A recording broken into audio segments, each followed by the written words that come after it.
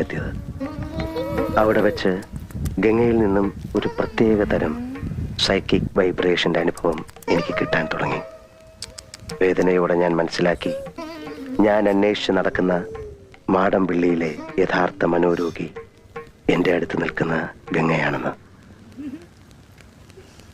ഗംഗയിൽ എന്തുകൊണ്ട്, എവിടെ വെച്ച്, എങ്ങനെ ഈ രോഗം ഉടലെടുത്തു? ഒരിക്കൽ നീയുമായിട്ടുള്ള വിവാഹാലോചന വരെ എത്തിയ ശ്രീദേവിയുടെ സാന്നിധ്യമാണോ ഗംഗയുടെ രോഗകാരണം? അതറിയാനാണ് അന്ന് ഞാൻ ശ്രീദേവിയും കൂട്ടി അമ്പലത്തിൽ പോകാൻ പറഞ്ഞത്. പക്ഷെ ഗംഗയ്ക്ക് അതൊരു പ്രശ്നമേ അല്ലെന്ന് എനിക്ക് വളരെ വ്യക്തമായി.